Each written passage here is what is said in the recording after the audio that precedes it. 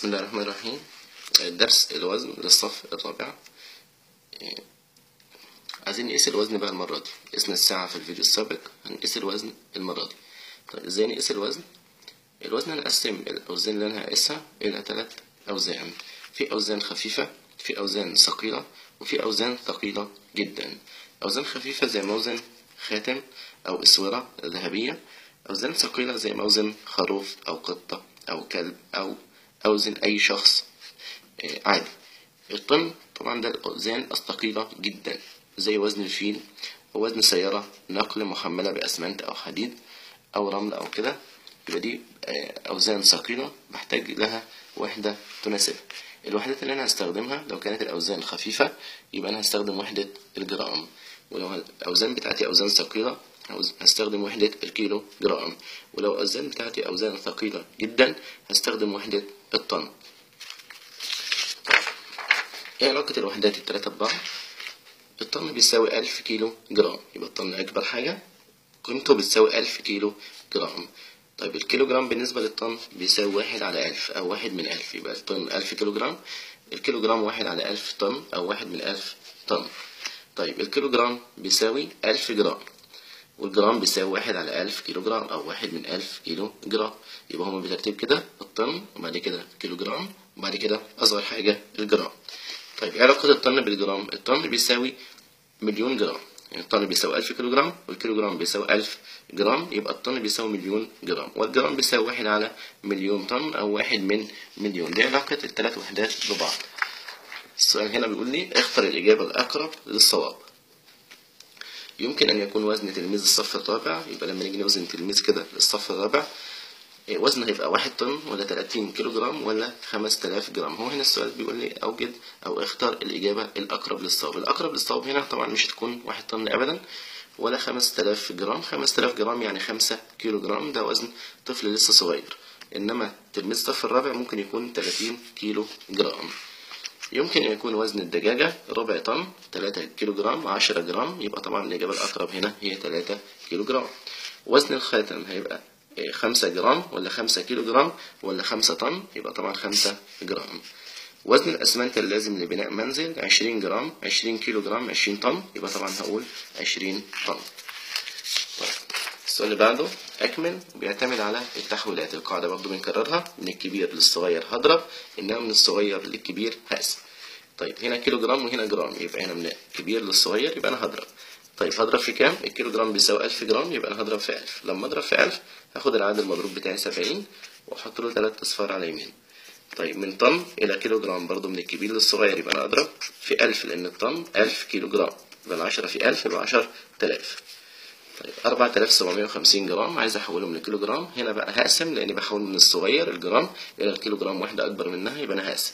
أما أقسم هنا على 1000 يبقى لو عندي 3 أصفار هشيلهم، ما عنديش يبقى أنا أحط علامة بعد 3 أرقام، يبقى 4750 أحط علامة هنا بعد 3 أرقام، يبقى 4 صحيح و750 جزء من 1000 كيلو جرام.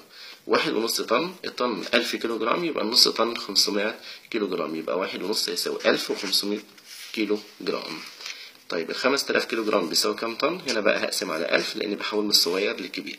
هنا العدد المقسوم في 3 أصفار هنختصرهم مع 3 أصفار بتوع الألف، يتبقى هنا 5 طن. 4.25 كيلو جرام عايز أعرف بتساوي كام جرام. أنا عندي هنا 4 كيلو جرام هيبقوا ب4000، وعندي الربع كيلو جرام ب250 جرام، يبقى هنا الناتج بتاعي 4250. 575 جرام عايز أحول الكيلو جرام، هقسم على 1000. لما أقسم هنا على 1000 هحط العلامة بعد 3 أرقام، يبقى 575 وأحط علامة بعد 3 أرقام، يبقى 575 من 1000. السؤال اللي بعده ده علامة أكبر أو أصغر أو يساوي، عشان برضه أحط أكبر وأصغر أو يساوي يبقى لازم الوحدات بتاعتي تبقى من نفس النوع. هو جايب لي طن وكيلو جرام يبقى لازم أحول. طيب النص طن 500 كيلو جرام، يبقى هنا 500 كيلو جرام وهنا 500 كيلو جرام أحط علامة يساوي. 9805 كيلو جرام وهنا 9 طن، 9 طن أحولها لكيلو جرام بالضرب في 1000 تبقى 9000. هنا 9805 يبقى ده أكبر.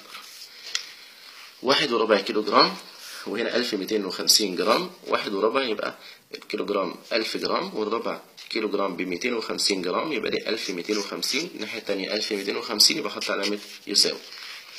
6500 جرام 6.5 كيلو جرام برضه نفس الكلام، 6.5 كيلو جرام، 6 كيلو جرام ب6000 والنص ب500 يبقى ده 6500 وهنا 6500 نحط علامة يساوي. 2 طن و2800 جرام. 2 طن هنا بقى طبعا من الطن للجرام، يبقى طبعا هحول من طن لجرام بالضرب في مليون. طبعا هنا ممكن واحد يغلط ويضرب بس في 1000. من الطن للكيلو جرام اضرب في 1000، انما من طن للجرام اضرب في مليون، فتبقى دي 2 مليون. طب ال 2 مليون جرام ولا 2800؟ يبقى طبعا 2 مليون جرام اكبر. طيب 5 طن و145 كيلو جرام، الخمس ب 200 كيلو جرام، يبقى هنا 200 كيلو جرام وهنا 145، يبقى نحط علامة أكبر من. السؤال اللي بعده بيقول لي رتب تصاعديا. 6 أطنان 500 كيلو جرام، 3 أطنان ونصف. عشان أرتب برضو لازم يبقى الأعداد بتاعتي كلها وحدات زي بعضها. طيب الأسهل إن أنا أحول للكيلو جرام. 6 أطنان هيبقوا 6000 كيلو جرام، 500 كيلو جرام زي ما هما، 3 أطنان ونصف يبقى 3 أطنان ب3000 والنص ب500 يبقى 3500 كيلو جرام. هرتب تصاعديا، يبقى ده أصغر عدد عندي، يبقى هو ده بداية الترتيب بتاعي 1. بعد كده 3500 وأكبر حاجة 6 أطنان. نفس الكلام هنا، نص طن 7000 جرام، 600 كيلو جرام. النص طن ب500 كيلو جرام، 7000 جرام ب7 كيلو جرام و600 كيلو جرام زي ما هي. هنا أصغر عدد هيبقى 7000 جرام، وبعد كده 500 كيلو جرام اللي هي نص طن، وآخر حاجة عندي 600 كيلو جرام اللي هي أكبر حاجة. بعد كده هاخد مسائل لفظية على درس الوزن. بيقول هنا إذا كان ثمن اللحم 100 جنيه للكيلو جرام الواحد، يبقى عندي الكيلو جرام الواحد هشتريه ب100 جنيه، وكانت أسرة تستهلك كيلو جراما ونصفا أسبوعيا. مهمة جدا دي إن احنا نركز معاها. يبقى الأسرة بتستهلك كيلو ونص كيلو جرام لحم في الأسبوع.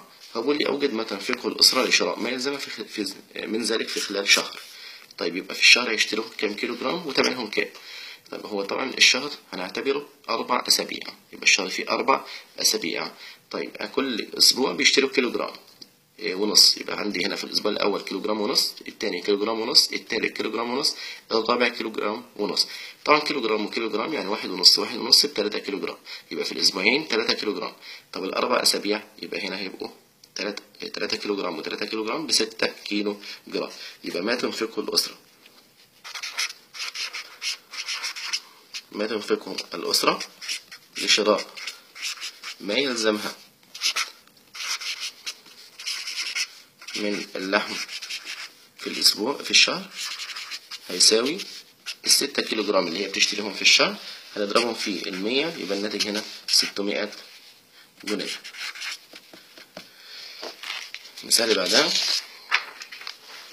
بيقول لي اشترى أبو تهجد لأم تهجد خاتم وزنه 5 جرامات.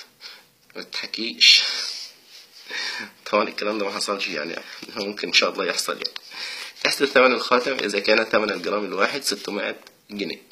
يبقى عندنا اشترينا خاتم دوت وزنه 5 جرام، عايزين نحسب ثمنه إذا كان سعر الجرام الواحد 600 جنيه. طب أنا عشان أحسب سعره يبقى أنا هضرب عدد وزن الخاتم اللي هو 5 جرامات في سعر الجرام الواحد. يبقى هنا ثمن الخاتم هيساوي، هضرب 5 في 600. 5 اللي هي عدد وزن الخاتم اللي هو عدد الجرامات اللي موجودة اللي هو وزن الخاتم، هضربها في سعر الجرام الواحد اللي هو 600. حط صفرين و5 في 6 ب30 يبقى 3000 جنيه. المسألة اللي بعدها اشترى رجل 8 أطنان حديد لإقامة منزل لإسرته، فإذا كان ثمن الكيلو جرام من الحديد 8 جنيهات ونصف أوجد 8 طن الحديد الواحد، وبعد كده 8 كمية الحديد المشترك. طبعا هنا الجرام من الحديد سعره 8 جنيهات ونصف. طيب أنا دلوقتي عندي الكيلو جرام 8 كيلو جرام 8 ونص. طيب الطن الواحد فيه 1000 كيلو جرام، يبقى أنا هنا لو عايز أعرف 8 طن الحديد هضرب 1000 في 8 ونص. طيب 1000 في 8 ونص هضربها بشكل عقلي لأن طبعا مش عندنا الترم ده ازاي أضربها. يبقى 1000 في 8 ونص اللي هو 8 طن الحديد هيساوي، لما أضربها هضربها بالشكل ده، 8 في 1000 ب8000 دي معروفة، ونص أما أضربها في 1000 لما أضرب النص في أي عدد يبقى الناتج هو نص هذا العدد. يبقى لما أضرب 1000 في نص يديني نص ال1000، نص ال1000 500، يبقى ال1000 في 8.5 هتطلع معايا 8500 جنيه. يبقى ثمن الطن الواحد 8500 جنيه. يبقى لما يقول لي هنا عندي عدد زي النص هضربه في أي عدد آخر، يبقى الناتج بتاعه نص قيمة هذا العدد، يبقى 1000 ونص يديني 500. طيب أنا عندي هنا الكيلو جرام الواحد تمنه 8.5 جنيه، والطن الواحد فيه 1000 كيلو جرام، يبقى أنا أضرب ال1000 اللي هو عدد الكيلو جرامات اللي موجودة في الطن الواحد في تمن الطن الواحد اللي هو 8.5.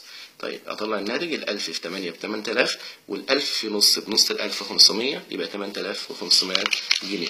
ده تمن طن الحديد. طيب تمن كمية بقى الحديد المشترى، هو اشترى 8 أطنان حديد عشان يعمل المنزل بتاعه، يبقى هنضرب ال8 في 8500. حطينا الصفرين، و8 في 5 ب40، صفر معايا 4، و8 في 8 ب64، و4 يبقى 68. يبقى هنا الصفرين 8 في 5 ب40، صفر معايا 4، و8 في 8 ب64، و4 68، وطبعا كان هنا جنيه.